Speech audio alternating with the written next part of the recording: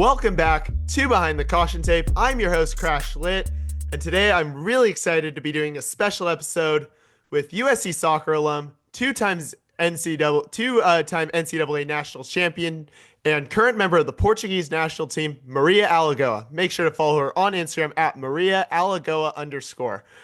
Maria, welcome to the show. I'm super excited to have you on Behind the Caution Tape. Hi, Crash. I'm so happy that I'm here today. And yeah, I'm really excited to get this going. Yeah, how's your day been? Good, we had an exam together earlier. It wasn't the best, but other than that, it's been really chill. Good times for sure. Let's get into this interview. So, kind of what got you into soccer and how old were you when that happened? So honestly, like when I think about my childhood, I think about me playing soccer. So it was very early. It was like I was probably 3 or 4 years old when I started like playing at recess with my friends and just at school. And then eventually, I got in like a club in my town when I was 6, 7 years old. And since then, it's been my passion. It's been amazing. And I'm guessing probably being from Portugal definitely helps just get everyone into soccer as what you got, what the rest of the world calls it, unlike here, football, like from a very young age too, especially with, a superstar like Ronaldo. Yeah, I mean you can be from Portugal and not like Ronaldo. But Absolutely. yeah, it's the culture. Like I grew up playing every recess, every free time me and my friends had, we were just like playing. Sometimes we didn't even have balls because like in my first school balls weren't allowed at recess, so we would just like play with like bottle taps, whatever, anything worked. And yeah, it's very in the culture. Everyone plays. Then what made you stay with it growing up, even when, things got tough, like maybe you were in a slump or you just hit the wall or just things weren't going the way you'd hoped? I mean, when I first started playing, like there was not a lot of girls playing either, so like it was a little tough for me to get a club. So I actually played with boys until I was 16 years old. So that was definitely the first like tough situation I found myself at because I was the only girl in a boys team. But eventually, they were really nice guys. Like, and we're still friends now. And then, yeah, I mean, when you love the game so much, of course, like you know that sometimes things are not gonna go as you want or as you wish or as you expect. But there's a saying that is like whoever runs for love doesn't get tired. So you just keep going. And then what was that like actually? I'm kind of curious, like playing against guys growing up. Like, how do you think that kind of helped turn you into the player you are today? Honestly, I think that was very clutch. Like that really helped me a lot. At the time, of course, as a 10-year-old girl, I was like, damn, I wish there was more girls so that I could just like play with them. But now that I think back, it was very helpful for me because, boys are faster and stronger. That's a fact. And playing with them until 16, until I was 16, definitely helped me a lot. And also just like accept it. It was what it was. Sometimes I couldn't win like like a physical duel, but I could use my brain instead and try to do something else. And I think that really helped me.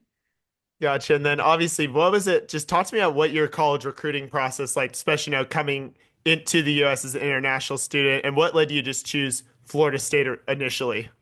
So there was a very now that I think back, it seemed like forever ago, but it was like 4 years ago. And it all started because it was during COVID when I started thinking about coming to the US because I was bored. So I was spending lots of times on YouTube and I started watching lots of videos about like day in the life of a student athlete and stuff like that. And I always had the curiosity to like just like study abroad, like move to another country. I was finishing high school and then like it all came together because I wanted to step up my soccer level. I wanted to go to a better level, a better club because at the time I was playing like in the second division of Portugal. So I wanted to like step up. But at the same time I wanted to study. I wanted because I always really liked school and I wanted to pursue like an university degree. And me and my parents started analyzing all the options, and it would be very very tough for me to stay in Portugal and play at a high level and at the same time study. So then we were like, oh my God, why don't I go to the US? Like it could be such a fun experience. And at the time I had no idea where I was going to go. I just like started I made like a highlight video and sent to top 50, top 25 NCAA D1 schools. And then it all started from that. I started having some conversations with coaches. And then once I talked with my coach at FSU, Mark Ricorian, it all made sense. Like I couldn't say no.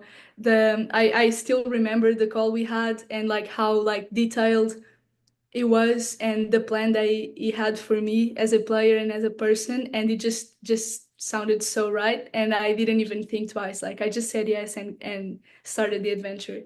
And then obviously, I mean, you talked about how it'd be tricky if you stayed in Portugal, both pursue your soccer dreams as well as get an education. Like, and I mean, that is one thing that is pretty unique about the US, where it's just like sports are part of the college experience, whereas in a lot of other places, to the best of my understanding, it's once you finish high school, it's you either go pro with your sport or you look more towards your college education that doesn't involve playing a sport. Exactly. And like for me, also like social life and having a life outside sport is really important. And I feel like it's not impossible to do that in Europe, but if I wanted to sign for a professional club at a high level in a first division and at the same time study, I don't think like first I would have completed my degree in like 8 years instead of four, or like in 6 years instead of three. And I don't think I would have had time to like enjoy myself and spend time with my friends. And I feel like here everything is like done for that to happen and for us to like have a life outside the sport and also learn and like do everything with time. So that's what I like the most about the US system. And then obviously I want to ask you, like, as you start getting ready to come to FSU, what was it like just coming to the US for college and really just having, I guess, just a really different experience really different, like different culture, just different environment. You had to probably, obviously different language. What was that just experience like of just having to adjust to just a new way, just a new just way of just I don't know how, but like a new just culture, a new way of life, I guess. Yeah, honestly, like when I think back, this is a question that I get a lot. And I just remember like I was so excited to come that I didn't even like notice any like cultural shocks or like I wasn't really scared. I just wanted to come. I remember like saying goodbye to my parents. This is a little like bad, whatever.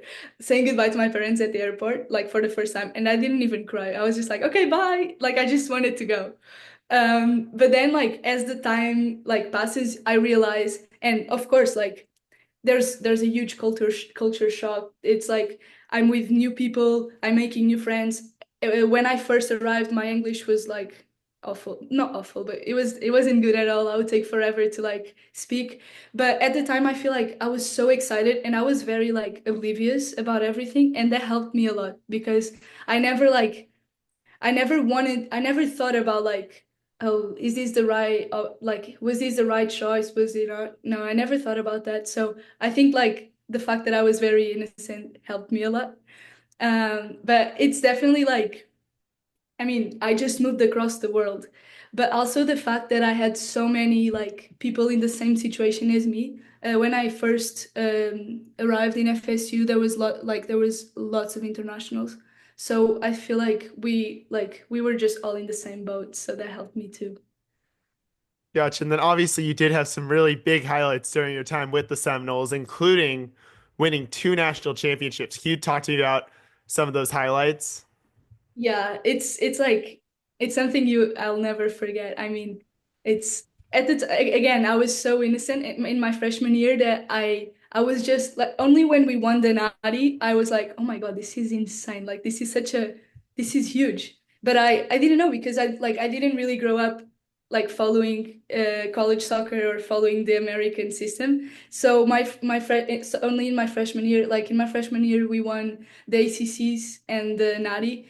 And it was only then that I realized like how big of a season, like how amazing we did that year. And it was like it was amazing to see. I mean, coming from Portugal, I never first of all, I came from a team that like we used to lose a lot. I wasn't used to win. And so like my freshman season, like we won so much. We won the Natty, we won the conference. I scored some goals. Like everything was really good, and I wasn't really used to that because the club that I was before wasn't really good. Like we used to lose a lot. So for me, it was so like it made me so happy to see that like I could actually win things and I could actually win a trophy. And yeah, it's a feeling that I'll never forget. Like the national championship against BYU, like when the referee whistled the final, like when we won, I cried and it was amazing. And then kind of can you talk about kind of like especially like was that just the 2021 against BYU? Yeah, And that was the then first one. And then and the then talk to me about the second one too in yeah. 2023. Because I So mean it's pretty 2023. hard. I mean you don't meet a lot of people who've won two national championships in college for any sport. Yeah, no, that was definitely special as well. Like at the time, I already like I wasn't that naive anymore, so I knew what it was, and I knew from the first training of the season that we were going to do something really great. Like the team was just amazing. The winning mentality was what I will always seek to have. Like like stepping in every training knowing that we will win the natty, and that was something I learned from FSU and something that I want to like keep with me forever because it helped us a lot. Like and we did almost a perfect season in 2023. I mean, I think we were undefeated.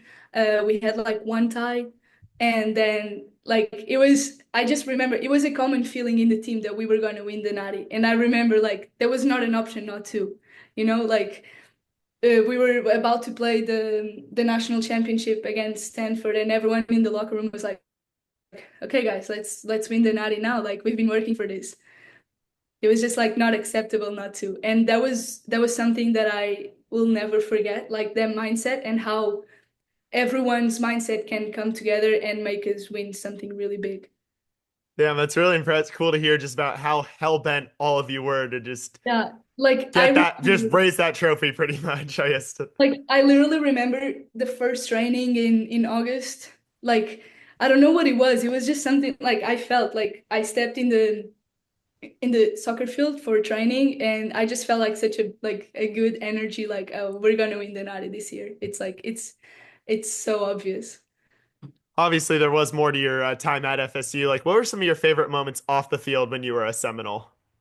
Oh my God, there's so many. I feel like more than any trophy, any like ring I won there, was what I'm gonna cherish forever is the friendships. It's always the people. Like I feel like anywhere you go, like people make the place.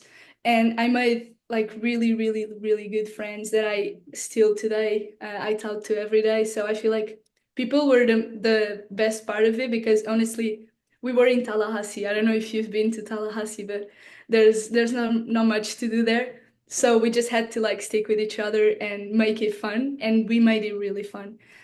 I mean, I like there's lots of like little things I remember just going to parks and just stay there, but like it's the people, honestly.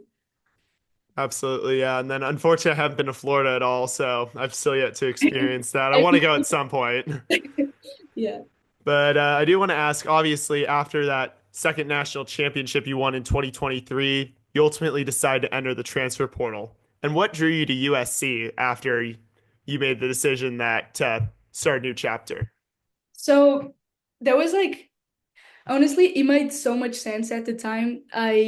So I decided to transfer because I tried to like look at my college career as a like a big picture, and I was like, okay, I've been in FSU 3 years.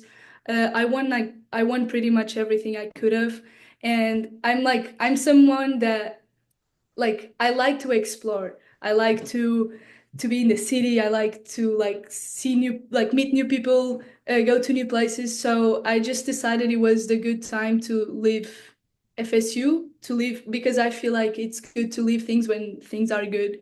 And all my closest friends were leaving too. So I wanted to give it a shot and at a new school, try to win some more. And USC just felt perfect. I mean, I was looking for like a city. It's LA. It's like one of the best cities I've been in. a prestigious academic institution, and it's USC. I mean, there's nothing else you can say. And also like a very competitive and uh, like winning program. And like from the first time I talked with Coach Jane, it just felt really right. I didn't even look at other schools after that. It just made sense. Was it one of your first visits, like as you're exploring your options in the portal, or? Yeah, honestly, I didn't visit any school, not even in FSU. It was just a shot in the dark, honestly, because I didn't have time. Because we won the national championship was like December 8th, and the portal was almost closing, I think. So, and I wanted to go to Portugal, enjoy the Christmas with my family. So I just get, took a shot in the dark and trusted all of what Coach Jane told me, and yeah, it made sense. So I didn't visit, but yeah, it was my top one. Was like when I put myself in the transfer portal, um, I knew that I wanted to come to USC. And then, so obviously after you get there in January 2024, how do you just find yourself fitting in with your new teammates and new coaches at USC? I was really lucky. I feel like the people around me really helped me fit in. I feel like after 1 week, I was already super happy and super welcomed. And I made amazing friends too. So it was a very easy and smooth process too. But I feel like it helped me a lot, the fact that I was 3 years, the 3 years before I was like in Florida, and I dealt with all of that already. So like coming to USC was way easier. Like my English was better. My like I was okay with spending time with by myself too, if it was the case. Like it was way more smooth because I was way more mature than in freshman season. But again, I was super lucky with all the stuff, all my teammates, everyone. And then obviously, I mean, USC was changing conferences from the Pac-12 to the Big Ten, but you also were going from a new conference as well. So I'm not going to really ask about Pac-12, but I'll ask you, like, what was it like going from playing ACC teams every week to playing in the Big Ten? I mean, ACC was I think I think it was a very good conference, but I knew that the Big Ten was going to be very competitive as well. Maybe a little less like tactical and technical and more like physical in terms of like soccer. But honestly, like I wasn't really worried about the other teams. I was more worried about what can we do to win the Big Ten. So for me, playing the ACC, playing the Big Ten, it doesn't matter. I just want to win it. And then, in addition to a new conference and having to go for this season, obviously you had to travel more because of the Big Ten, but also there's a challenge because you pretty much had to go off campus for every home game. So just what was that? How do you think you just like felt support from like the coaches and just support you and your teammates because of all the travel, both for home and away games? I feel like that made us way stronger.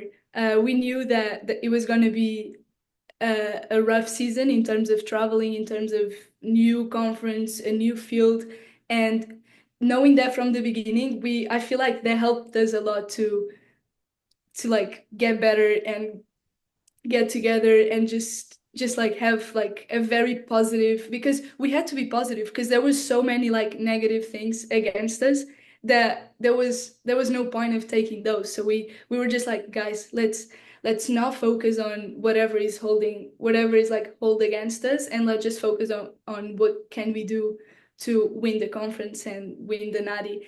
And I feel like that actually made us stronger, the fact. And also like even team bonding, we were traveling every week, so we just got very close with each other, and that helped us on the field as well.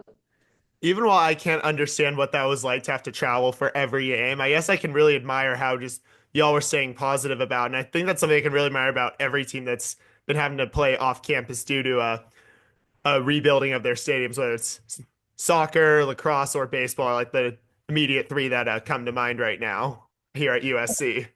I mean, people always say like you got to control the controllables. We couldn't control the construction of the stadium, but we could control how we were playing and how we were like preparing for every game. All right, so I now want to ask you, obviously, you won the Big Ten championship, USC's university's first ever Big Ten title, too. I might add. But then also, what was that like to, win the Big Ten championship, especially after like you've already won a bunch already at FSU? How was this like different but still special? This one felt really, really special. I feel like the environment in our team this past season was unique, was really good. Vibes were really good every training, every game. So just like winning the Big Ten was something I will never forget. As well as any like the other conferences as well. But this one felt probably the most special, also because it was my senior season. I wanted to end on a good note. And yeah, it was really good. Like it's one of my favorite memories from college and from USC. And as any other trophy you win, it's always special. Yeah, that was definitely a cool one to get to be at to witness at Dignity Health in the Galaxy Stadium too. So it was a really great environment. Not to mention you're facing UCLA as well, which is, as I'm sure you Like, learned pretty quickly, yeah. USC hates UCLA. Yeah, I learned that 1 week after I arrived. Not even maybe. Yeah. But it was definitely special. It was amazing. Like everything that day was just perfect. I mean, we were like in the stadium versus UCLA. We played so good, and then we just celebrated as we should. I also want to ask you, like, in addition, before I start asking about the playoffs, what was it like to play at BMO Stadium against Ohio State? Because that was the other regular season home game I made it to this year. I that was amazing. I feel like our team performed even better in like big stadiums, and that was definitely one of our best performances. That was a really good game. Ohio State gave us a really good game too. They were really good as well, and that like I mean the grass was amazing. Everything was really professional. So I think like we fit in that professional like way of playing, and when the setup is professional we also deliver more, and that's what made us special as well. I feel like we were a very professional team even though we're not like professional. So that was also amazing, and also like two of my best friends from home were visiting those days, so they came to watch. So it was amazing, it was special. Yeah, those are definitely two really cool games, especially getting to see him play. Like, I even rallied one of my friends who's a big soccer fan because I think his family's from Argentina, so he Yeah. showed up as well. That was just both two really It cool was cool. games. Yeah. Yeah, and the fact that we scored like last minute or almost at last minute, it was amazing. Yeah, that was definitely interesting. I interviewed Simone Jackson a few months ago, and I definitely had to ask her about that goal. Yeah. Yeah, I missed the PK and she scored. I'm sorry, I didn't mean to bring it up like that. I forgot who kicked it. It's okay. But I do want to now ask you about what was it like to, keep, obviously claim a number one seed in the playoffs and, just keep advancing week after week, especially with some of those really big games. I feel like the team, it was something that I tried to bring it from FSU too, like the winning mindset. And from the beginning, everyone already had it, and everyone felt that this season could be very, very special. Like we had an amazing group and a very talented group of all the classes. Like everyone could be a starter in our team, and that really made us really good. So I think I mean, we just wanted to win the whole thing, and we were very confident about it. So we were just going like game by game, game after game, step by step, and yeah, I mean, it didn't really go our way, but I'm really proud of our season, anyways. I mean, Elite Eight's still impressive. And the third game I was fortunate to make it to is that game against St. Louis down at Great Park in Irvine, which was another thriller, like high scoring, then ends on an overtime PK. Like there were Yeah. still just some great. All three of the games I'd say I went to were just great, and it was just really fun to watch you guys. Like at the times I was able to make it over. Yeah, I think like the St. Louis game was my favorite college game, or one of my favorite college games, because it was so intense. Like I remember at the end I couldn't even believe we won because it was just back to back. I took like 30 minutes to finally realize that we won the game. It was insane. But it was, now looking back, it was such an amazing game. Absolutely. And then obviously, while it was a heartbreaker to, not beat Wake Forest in the Elite Eight, just what was just that experience like, knowing you were so close to make it back to the Final Four, the national semifinals, and coming, I guess, for you, really close to winning potentially your third national title. I mean, of course, coming to USC, and when I like got to feel like our team, and I was actually, it was my dream to win the another natty and on a good note. But I think like what was stays is the season we did, and like of course it was very heartbreaking, and I feel like we played better, we deserved, but at the end of the day, like we did everything we could have, and it's football. I mean, you there's things you can't change. And then I know we talked a little bit about, but what stadium do you like prefer? Did you prefer the Dignity Health Main Stadium or BMO Stadium? Oh, BMO Stadium. Gotcha. I was just curious, kind of like which No, one. that was, I feel like that's my favorite. It's one of my favorite stadiums that I've ever played. It's really, really good. Yeah, I've been there for a few games, including the one we talked about, the Ohio State games. So, yeah, we're Yeah, just really great environment, really good amazing. setup too. Very, very. Yeah, it was And really. I feel like that made us play better. Like feeling all of that, all of the like professional setup was really good.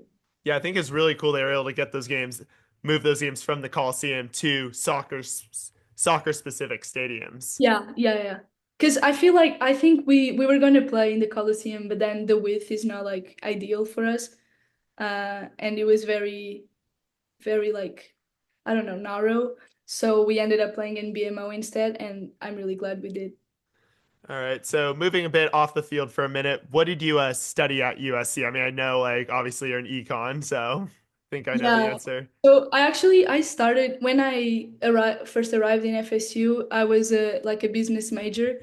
I feel like I just went for business because I didn't really know what I wanted and what I liked. But then throughout the years, I realized that I am more like driven to numbers and like the math part of it and like the economical view of the world. So when I transferred, I decided to choose economics instead.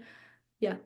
Yeah, I kind of wanted to ask you because I think I saw something as I was doing my research for this episode, and I did think I saw something that you wanting to explore a new major as well. So I was like, kind of wanted to kind of ask you about that as well. So I'm glad you kind of Yeah. answered that part too. Yeah, no, I feel like it's a really good thing about America because in Portugal, for example, all my friends study in Portugal, and we often compare like the college, like the college experiences. And in Portugal, you kind of like you need to decide your major in your first year, and then to change is very complicated.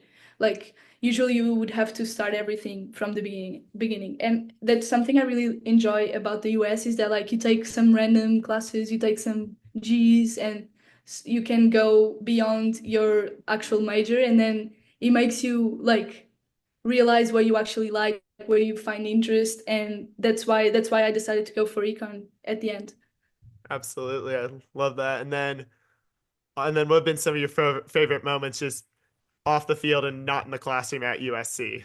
Like, I mean, me and my friends spend lots of times at the like in a specific coffee shop, like around like close to campus, which is Ministry of Coffee, and I feel like that's one of my favorite memories. Just staying there, just talking for hours, pretending to do work, and we really didn't. That's like one of my favorite memories. Just spending time with my friends here. And then just like exploring LA too. It's a very, very cool city to live in at this time of my life. So just getting to explore it and to go to places, go to the beach too. And yeah, that's pretty much it. But especially just like spending time with my friends and creating good memories. and obviously you're still training with USC right now, especially as you prepare for your next chapter. How's you been playing spring ball with them this season helped prepare you for that next chapter? I mean, I had to stay in USC to finish my degree, so I'm so glad that I can still train with the team and just see them developing every day and improving. And I'm really excited to see what they're gonna do next season. And for me, it's been really helpful. I mean, I can stay in shape until I leave, and I get to spend a little more time with the people here. Yeah, and then do you plan on making? Are you gonna plan, or if you can, make it to USC games after you graduate next year, especially with Rollinson Stadium set to be complete in time for the season? Of course, of course. I honestly at this moment I don't really know where I'm going to be, but as soon as I have like a little free time and it's convenient for me to travel to LA, of course I would love to come watch USC. And then while you won't get to play in Rollinson Stadium, what are you most excited about it for the team as well as, all the USC players next year that are going to get to play there? I feel like first of all we created a very high standard for this team, so I'm really excited for this next team to like hold the standards and keep this like winning mindset, and now even better play their game in the stadium instead of like away in Dignity Health. So I think I'm just so excited to see them, and we deserve a stadium. So of course I would like to play in the stadium, but USC soccer really deserves a stadium because it's such an amazing program and with so many big and good things ahead. Absolutely. And then for next year's team, what do you think the key to success is, especially since you and a lot of veteran team leaders are out of eligibility and moving on to the next chapter of their lives, either whether that's pro soccer or whatever the next chapter of their careers are? Most of all, just stay together. They all know it's going to be very different, a very different team, but I hope they take from last year's team the leadership, the winning mindset, and everything, and like just stay together. And even though even things sometimes, of course, it's football. Sometimes things don't go as we want, but just like stay together and and keep going. And then what was that process like of signing with I believe it was K Sirius a few weeks ago? What was that process like? And congratulations, by the way. Thank you, thank you. I mean, when you finish soccer, it's like we need if you plan to go pro, you eventually need to sign with an agent because it's really hard if you do it by yourself. If you just like put your name out there by yourself. So uh, after we finished season, I started looking for agents and for someone interested in like managing my career. So yeah, I decided to go with K Series because I know they're very professional and they have the good contacts and connections that I'm looking for. And then how's that process been like of, trying to find a team to, sign with, I guess. It's a little stressing, honestly, a little stressful because you have it's always too early, you know. Teams are in season now, so they're not always looking for new players. So you got to be very patient and like really trust the process and trust that someone good will pick you or will like want to have you. So it's been interesting. It's been like very slow, a very slow process. Nothing like the college recruitment process because as soon as I decided that I wanted to come to America, just teams just started popping up. But now it's very different because it's first of all it's like a professional career, so it involves contracts, it involves money and like like way more than a scholarship. And also the teams are in season right now, so I just need to wait until like they kind of finish and start looking for new players. So it's been it's been a very slow process and sometimes a little stressful, but I try not to think too much about it and just like trust that things will make sense eventually. Well, best of luck to you with Maria. And before we go, I do want to now ask you about your time with the Portuguese national team and that program and just that system in general, how it works. So you talked about like I think when I we talked before, like you first got your first call up when you were fifth in the U15 division. Like what was that like for you getting that first time to really play with like I guess the best players in Portugal? I mean, playing for Portugal is it's like one of my favorite things in the world. It's what you like when I started playing soccer, I knew that I my dream was to play for Portugal. So I remember being 14 or 15 and getting my first call up for the U15s and I couldn't even believe I was just so happy. And then since then it's been amazing. Since 2017 I've been going every year. I mean, I did U15s, U16s, U17s, U19s, and now U23s, and also the full team. So it's a honor, you know. Every time you sing the anthem, every time you play with the Portugal logo on your chest, it's like it's I can't even describe it.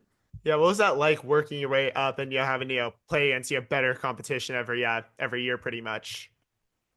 Yeah, I mean, it's again, it's like I just always want to go for more. So working my way up is something very, very rewarding, I would say. And also playing with players that also made all the way up. It's a very like, it's really cool to see. And to see that they pay attention and that they want us to play for Portugal. Yeah, and it's just like unforgettable memories as well. Now, you know, I'm not going to let you leave this interview without me asking you about your experience in the World Cup in 2023. So just what was your reaction when you got told that you were getting called up to the senior team or full team when in time for the 2023 Women's World Cup? What was that call up like? So I was in the most random place. I was in Ohio spending the summer with like a host family. And I got the call from the coach. I got like seven, like I remember I went on a walk with my host family and I left my phone at home. And then when I came back, I had like seven calls from the national team coach. And I was like, oh my God, what is happening? And it was like, I had never gone to the full team before. So I was just very confused. And then I finally called him and he was like, "Oh, we want you to join us to the World Cup. We're calling two extra players, two U23 three players to have the experience with us, to train with us, and you're one of those." And then like I had to leave the next day, and I just couldn't believe. I remember I called my parents because I wasn't with them, and I just couldn't stop crying because it was something that I dreamed about this day for so long, but I didn't know it was this close to happen. And I knew that eventually it would happen, and I was like, I worked for it to happen, but I was just not expecting at all. And then it ended up being the one of the best experiences of my life. And then talk to me about just like what that experience was like of, you know, being in Australia, New Zealand for the World Cup and just getting to experience those atmospheres of those games. Yeah, I mean, everything was amazing. First of all, I was sharing the locker room, sharing the field with players that I grew up looking up to and like watching them play and be like, "Oh my God, I want to meet this player so bad. She's my idol." So that was like one part of the whole experience that I really appreciated and how nice they were to me and how welcomed I felt since day one. And then just being in New Zealand, also an amazing country. We got to explore a little bit and it was just it's beautiful. And then the whole like the stadiums. I remember we played the US, the stadium was full. We did a really, really good game. And even like when we won, we got our first win against Vietnam, and yeah, like it was amazing. And then I do want to ask, obviously, it seems like even though it seemed like you kind of have realized it more over time, like kind of just kind of the support of your parents, like what has their support been like to you over the years? And then how's it been felt when, you know, they have been able to make it to your games, whether it's been FSU, USC, or even with when you were playing with Portugal? Yeah, since I decided to that I wanted to come to this adventure, they were very, very supportive.